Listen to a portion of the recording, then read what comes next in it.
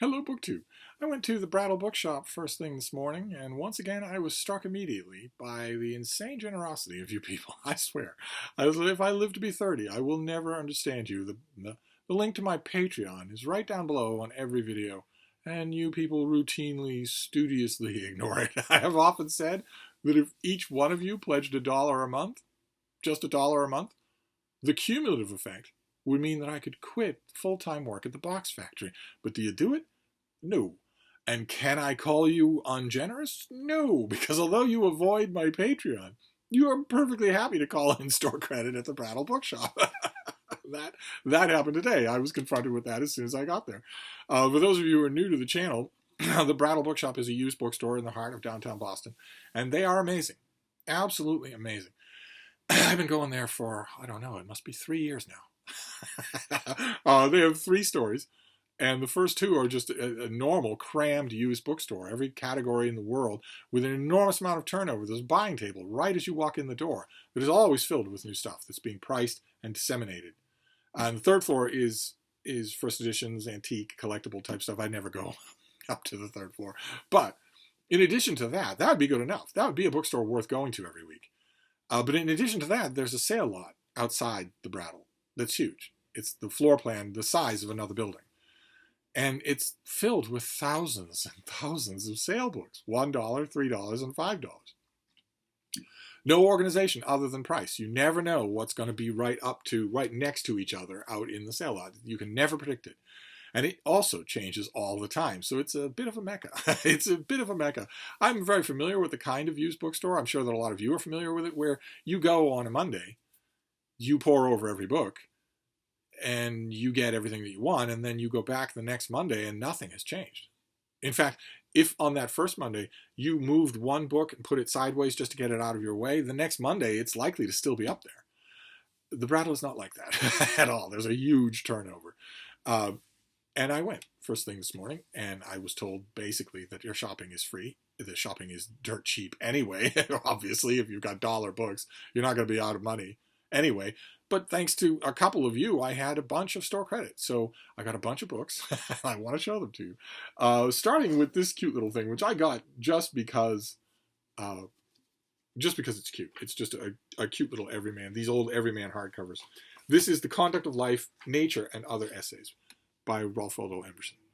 It's just this cute little thing that I would just, I told myself, this is the kind of thing that you'll just stick in a pocket or in a pouch of your shoulder bag. And I grabbed it just thinking that, without realizing that the book pouch of my shoulder bag, which is here in the little book room, it's hanging on the door there, the book pouch of my shoulder bag has had something in it for the better part of a year. And that something is my Nook. It's not a book. It's my Nook, which has 115 books on it. None of them are new, but all of them are time-honored. I can fall into any one of them. All of John Carter of Mars is on there. The Lord of the Rings is on there. Arthur Conan Doyle is on there. Rudyard Kipling is on there. And that, in all that time that it's been in there, I haven't had to charge it at all. So it really is like having 100 books with me at all times. But nevertheless, theoretically, at some other time, I would put this cute little volume there. I have a couple of volumes of Emerson. There's a big collected Emerson that I don't have. That's the Emerson that I want. Naturally, I don't have it, but it'll turn up. Then these next 2 are very much of a kind, even though they're separated by a century.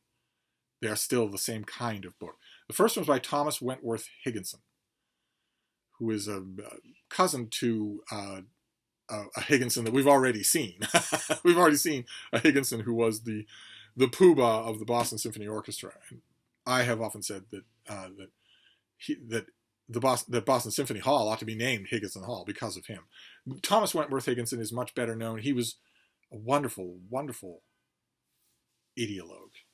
He believed what he believed, he gave his life to. He didn't have any armchair beliefs at all. He was a fervent abolitionist, fervent proponent of women's rights, fervent proponent of rights for freed slaves, all sorts of social issues that put him at odds with a lot of governments in his day. This was in the era of the Civil War. And he wrote a book. He's most famous probably because he was the person who took forceps and prized out the poetry of Emily Dickinson, encouraged her, gave her someone, a voice, a much more experienced voice from the outside world saying, what you're doing is worthwhile, please keep doing it. Some writers need that, and some people are good at providing that. They might not be good at anything else, but they're good at providing that. And Thomas Wentworth Higginson was good at providing that. And he did a book. He did a couple of books like this, I believe, where he just did profiles of the people that he knew, the famous people that he knew. And this is one of them that I just found at the Brattle, contemporaries. So who does he write about in this thing? Amos Bronson Alcott, Ralph Waldo Emerson, John Greenleaf Whittier, Walt Whitman, Sidney Lanier, Helen Jackson, William Lloyd Garrison, of course, Wendell Phillips, of course, Charles Sumner, of course, all of his fellow abolitionists. I don't think I've ever read the profiles that are in here. I think it's going to be an absolute treat to do. And this next one is very similar. It's a very similar kind of thing. There was no chance in the world that I was ever going to find this with a dust jacket. I bet it never had one.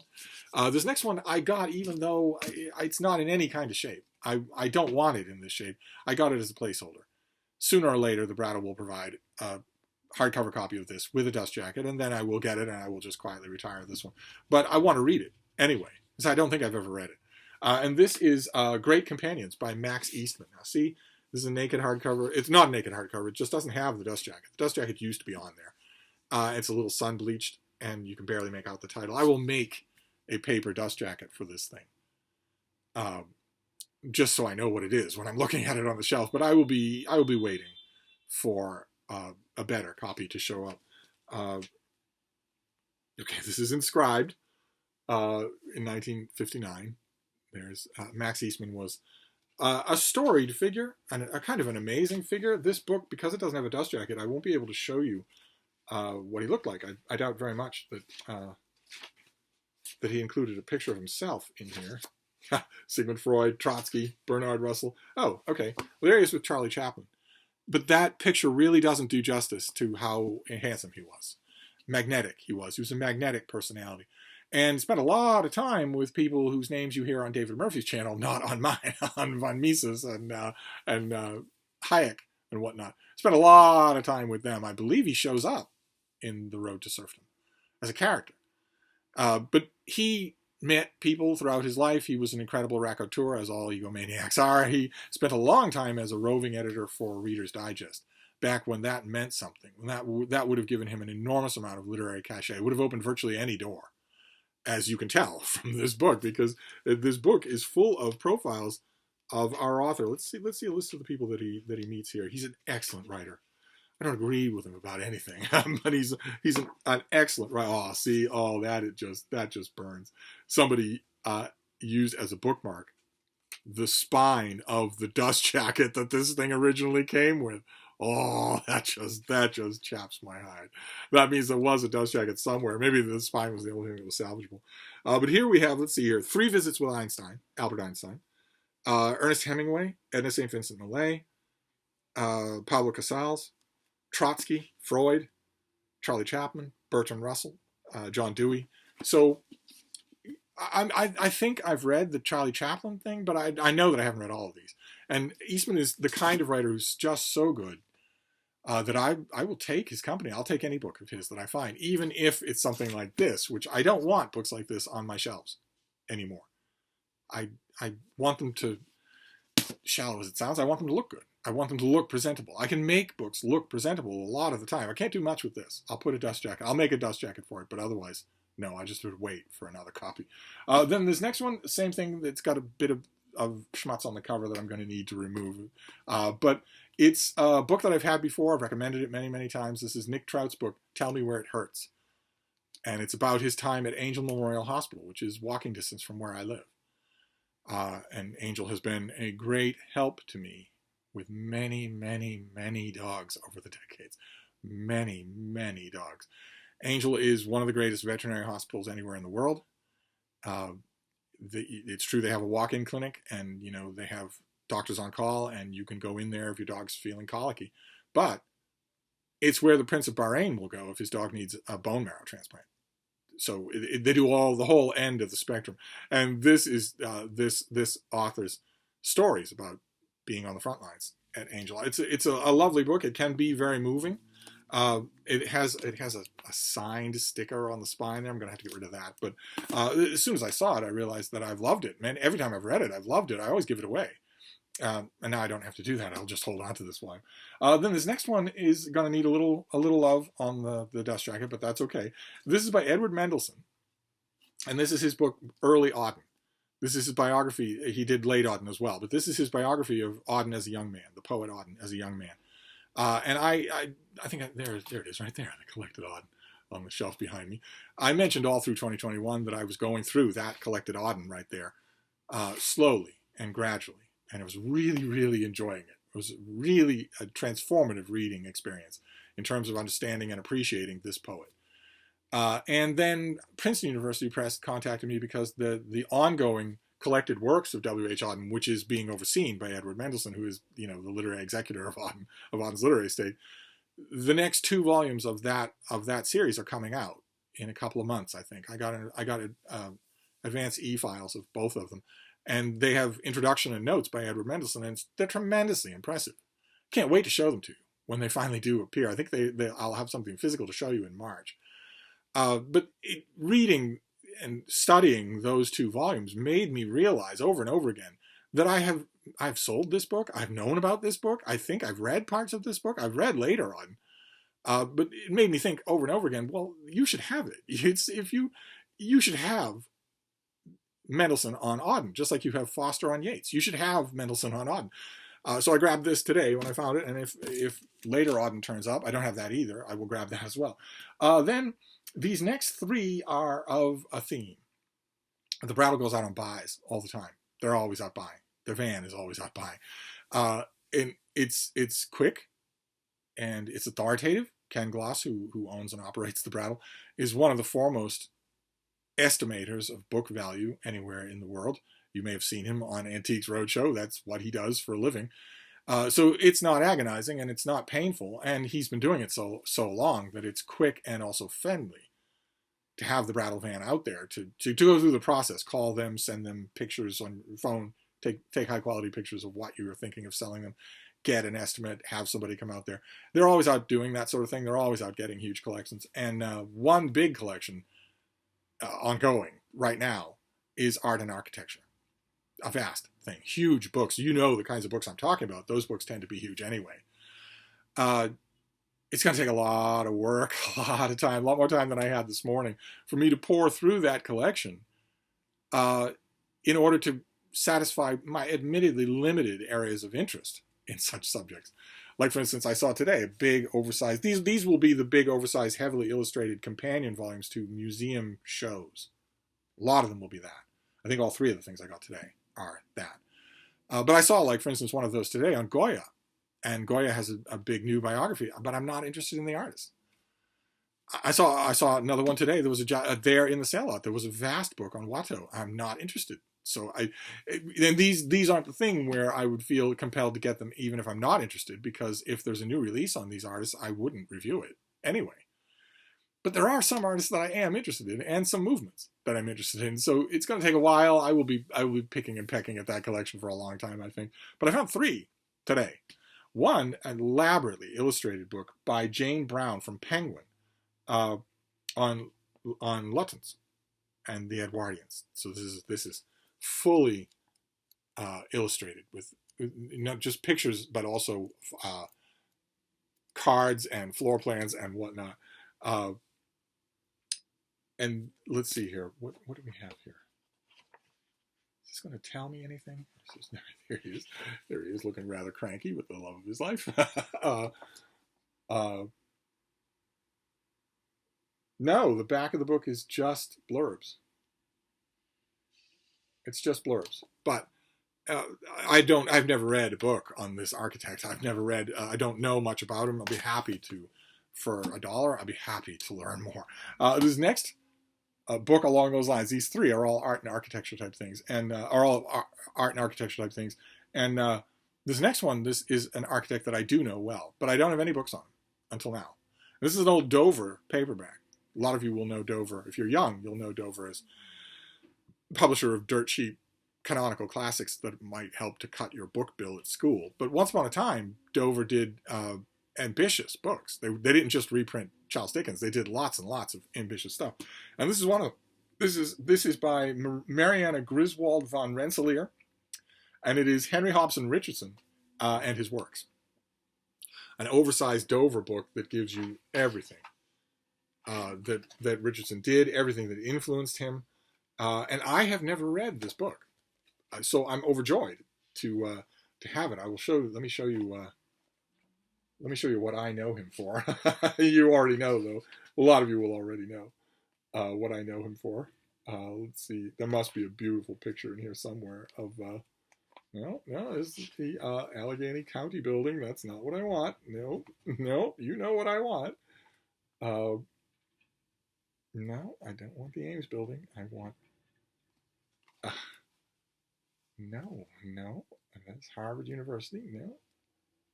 City Hall in Albany. No, he was a great architect. I would argue one of the greatest architects that has ever lived. Not just America, but anywhere. And obviously this book is going to make me work. It's going to make me work to find, there we go. This is what he's best known for. Trinity Church here in Boston, where I walked in front of it today. I've been inside it innumerable times. I know every single inch of it, and I know every bit of history, and I've had the pleasure to know historians who knew it even better than I did. And Richardson was the architect for Trinity Church. It was one of his earliest big masterpieces. There was a thing that really made him put his name on the map. But I'm interested. I've been to many, many Richardson buildings, so I can't wait to go through this thing. And then the last of these art-themed things is a big book, obviously a companion to a museum show that was making the rounds. And this is about Augustus St. Gaudens, whose work I also know very, very well. He's a great sculptor, who, if you ever come to Boston and we were ever to walk around, I would drag you to some of his work. And this has full color reproductions of everything that he did. Practice models, the finished things, the duplicates that he sometimes did, in exhaustive detail with huge amounts. This has the standard thing with these museum companion guides is that the chapters will be written by different experts each. So let me see if I can, yes, okay. That right there is the Shaw Memorial. It's a memorial to Robert Gould Shaw and the All-Black Regiment that he led to his death in the American Civil War. I wonder if we get a better picture of the Shaw Memorial, because that is a sort of a place of reverence for me. I take people to the Shaw Memorial when they come to Boston. This book is bound to have many, many different... This book is bound to have many, many different shots and angles of the Shaw Memorial because it's one of his most famous works. But I'm probably not going to be able to find them right off the bat just by looking at this. Oh, this has everything. Good Lord. This has just everything. Okay, there you go. That is the Shaw Memorial, or a version of the Shaw Memorial. That's a sort of in-museum shop piece of the Shaw Memorial. But the original looks like that, only without the patina. It's all browned over. St. Gaudens also did the memorial for Henry Adams' wife. That is astonishing. Even in photography, it's astonishing. But in person, it will take your breath away. There's no way I'm going to be able to find it really quickly in this book. But a picture wouldn't do it justice anyway. Oh, look at that. That is the picture. It won't do any good. It won't do any justice. I have 2 biographies of St. Gaudens that are wonderful, but the book like this will help because the biographies, if you're Louisa Hall Tharp and you're doing a biography of St. Gaudens for Harper Row or whatever, a full color photograph of every one of those artworks is going to up the price of the book. So you're only going to have a few, and they're going to be in black and white. Whereas something like this is in conjunction with the owners of the artwork itself. So a companion volume like this really shows you what all the fuss is about. The biographies are great to read. He was a fascinating figure. But I'm very happy to have this to round out my St. Gaudens. And then we will finish up this Brattle trip with Sherlockiana, with Holmesiana. Sherlock Holmes. I've mentioned on this is the beginning of this video that the Sherlock Holmes stories of Arthur Conan Doyle are go-to stuff for me. They are a touchstone of my literary existence. I couldn't do without them. I know them inside and out. I love them. I also love pastiches of them. I've read innumerable Holmes pastiches over the decades, and I can't get enough of them. So I was very happy to find three things here that I want to show you. The first is something that I have had before, but never in hardcover. And this is a hardcover with a little Mylar library cover over it. This is by Loren Esselman, who wrote a great deal of great stuff. He wrote a fantastic novel about the gunfight at the OK Corral. He wrote a series of fantastic novels about prohibition crime in Chicago. Rum runners versus cops and whatnot that are amazingly good. They are amazingly good. They are all the architecture of pulp, only raised to the level of literature. I don't know why Loren Esselman isn't better known. I don't know why he has never taken off. He is fantastic. And I love his Holmes. He was a Holmes fan of the first water, and I love his Holmes stuff. And this one I've read many, many times, but always in a Penguin mass market. So I'm very happy to have the hardcover of this. This is Sherlock Holmes versus Dracula. The Adventure of the Sanguinary Count. And there is the classic, iconic scene of the Count encountering Watson and Holmes. This is exactly what you would expect. It's a story about Sherlock Holmes facing the invasion of England by Count Dracula and his undead minions. And it's terrific. Absolutely terrific. And this next one I didn't know existed. Also Loren Esselman, but I had no idea it existed. This is going to be an absolute treat. I got slammed with books in today's mail haul that I think are all on the TBR, so I might have a lot of reading to do tonight. I don't think I'll get to this tonight, but I'll be tempted to. This is The Plated Spoon and Other Tales of Sherlock Holmes, edited by Loren Esselman. And this is a collection of stories and essays, some of which Esselman wrote. And there are other people in here, Laurie King, for instance, a bunch of other people are in here, with some Holmes pastiche stories that I'm sure I've never read. And the essays, I guarantee I've never read. So fantastic. 2 Sherlock Holmes things like that. And then the last 2 volumes are of a set. The set is a little rough, but for $1 a piece, I can certainly fix it for $2. And this is the William Baring Gould 2-volume annotated Sherlock Holmes. A little bit of damage there. I can fix all this up, though. These are still in fine. For $2, these are in fine condition. And these are just what you'd expect. These are classic annotated editions, so you get everything. You get the text of all of the novels and short stories, but you also get all the illustrations and tons of notes on the side explaining everything. Every little thing is explained, and it's amazing. These volumes have not only the Sidney Paget illustrations, but also lots of other illustrations as well, including some that I do not have in any kind of book here. These are big, they're heavy. I've resisted them. The new annotated Sherlock Holmes I think it's edited by Leslie Klinger, is even bigger. And the reason that I would want the Baring Gould instead of the Leslie Klinger is that I think the Leslie Klinger does a little too much of what I don't like annotated editions to do. Annotated editions have to walk a fine line between explaining the work to total neophytes and clarifying the work for experts. And some of them fail at that. And the easiest way to tell if your annotated edition fails with something like Sherlock Holmes is if there's an annotation to tell you that a horse is a four-legged animal used as a beast of burden.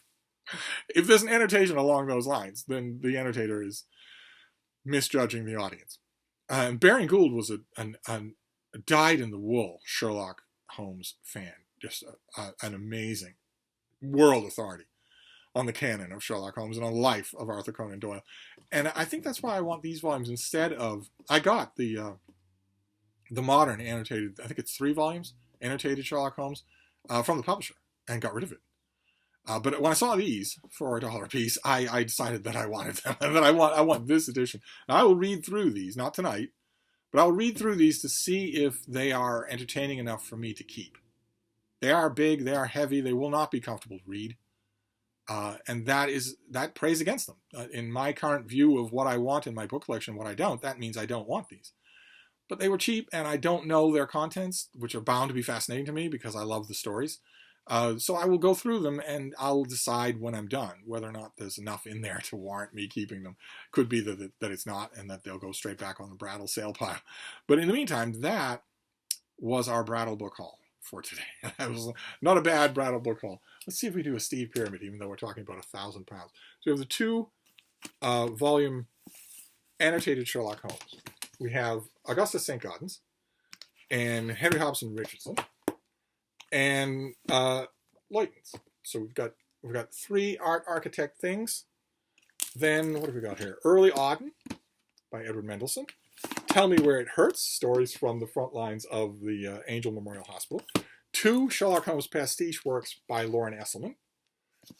2 works of people reminiscing on the famous people that they know, Max Eastman and Thomas Wentworth Higginson. And finally, a little volume of the Everyman Library. So there you go. That is our Brattle book haul for today. It was a nice sunny, temperate day. Little bit cool, but not anything like what's coming. We're getting another blast of Arctic air in Boston on the next, I think, 24 hours. It'll bounce right back up. But I think, for instance, this time tomorrow, it'll be 1 or 2 degrees Fahrenheit. So I wouldn't want to go browsing at the Brattle then. But I will be back. Thanks to the generosity of viewers like you. I will be back. I have plenty of credit. I never need much of an opportunity to go to the Brattle anyway. So I will be back. But in the meantime, I'm going to wrap this up. But I'll be back. Thank you, BookTube.